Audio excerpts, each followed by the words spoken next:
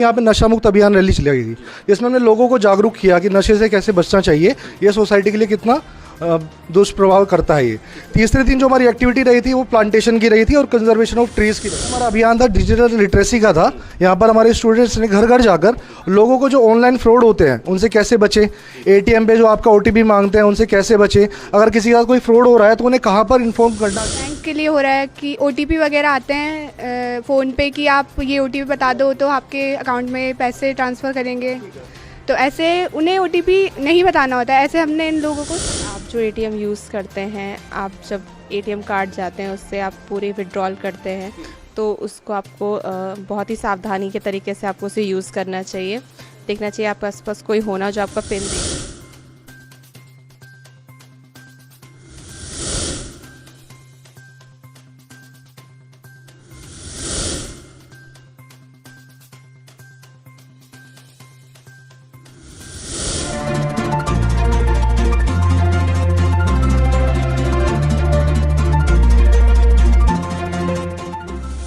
तो आप देख रहे हैं रुड़की हब और मैं हूं आपके साथ नितिन कुमार। दोस्तों, इस वक्त मोहम्मदपुर पांडा में मौजूद हूं, जो कलियर विधानसभा क्षेत्र का गांव है।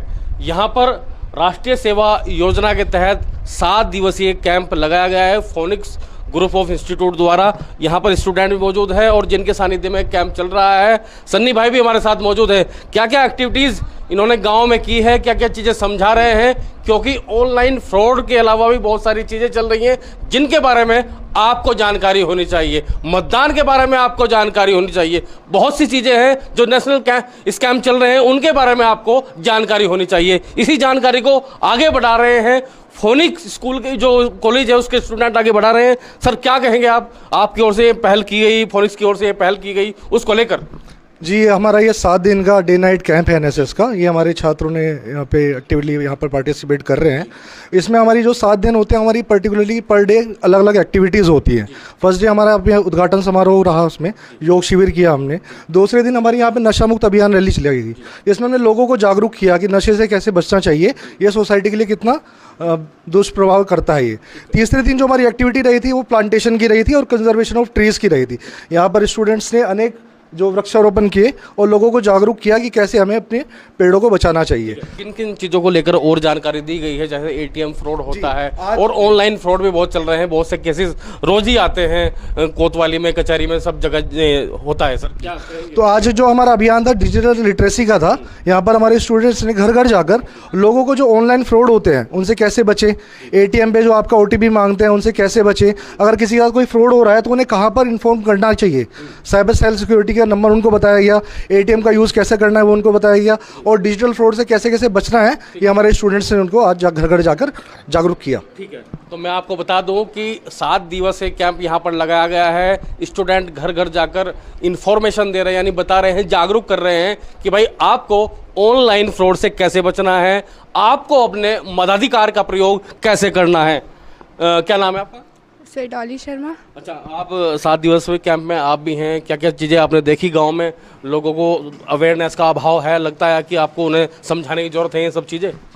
हाँ, ज़रूर समझाने की ज़रूरत तो है, क्योंकि यहाँ पे बहुत से लोग ऐसे हैं जो स्मार्टफ़ोन यूज़ करते हैं, कोई है नहीं करते लेकिन उनके बच्चे यूज़ करते हैं, तो हमें उन्हें इस फ्रॉड के बारे में बताना चाहिए।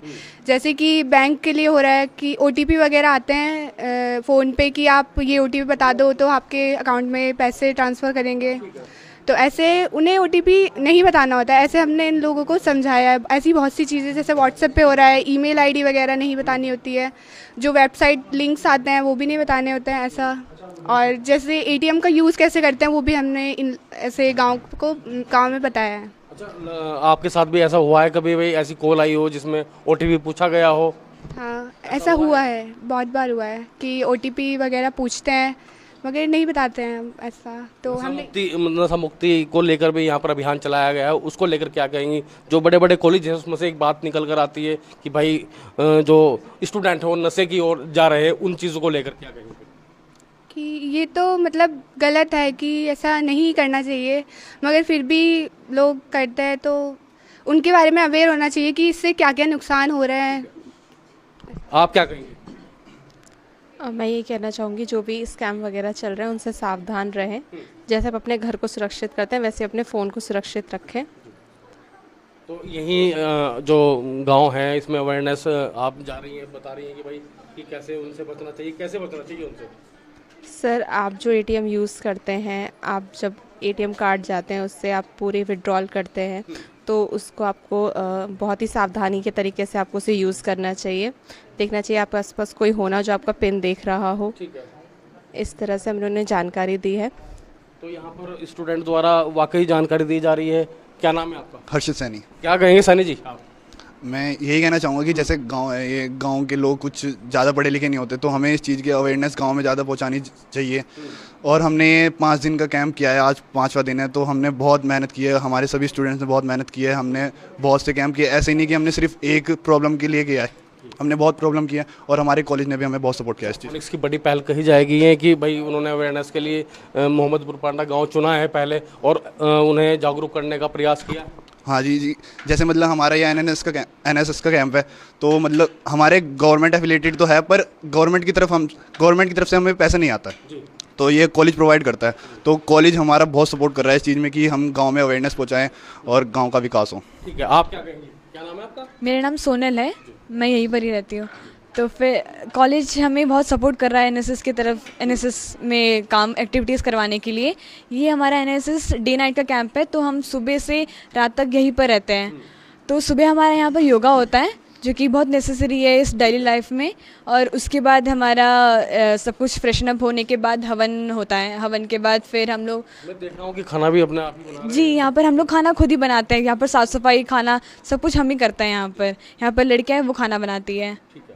तो यहाँ पर जो जागरूक अभियान चलाया जा रहा है वो वाकई काबिले तारीफ़ है और ये जो स्टूडेंट हैं ये अपने लिए खाना खुद यहाँ पर बना रहे हैं और पूरे गांव को जागरूक कर रहे हैं। जो स्कैम है उनके बारे में बता रहे हैं, मत अधिकार के बारे में बता रहे हैं। ऐसी ऐसी बहुत सारी चीज़ें हैं जिनसे जागरूक कर रहे हैं। जो गांव वाले हैं कि भाई कह रहे हैं कि शिक्षा का थोड़ा अभाव है, लेकिन अब शिक्षा भी उच्च स्तर पर चली गई है। सभी अब पढ़े लिखे हैं, बहुत कम लोग ऐसे हैं जो पढ़े लिखे नहीं हैं, लेकिन फिर भी वो स्कैम में फंस जाते हैं। उन्हें अवेयर करने की ज़रूरत है। इस चीज़ को लेकर हम आपको आगे भी दिखाते रहेंगे और आगे भी प्रोत्साहित करते रहेंगे कि आप भी अवेयर रहें, सावधान रहें, जागरूक रहें।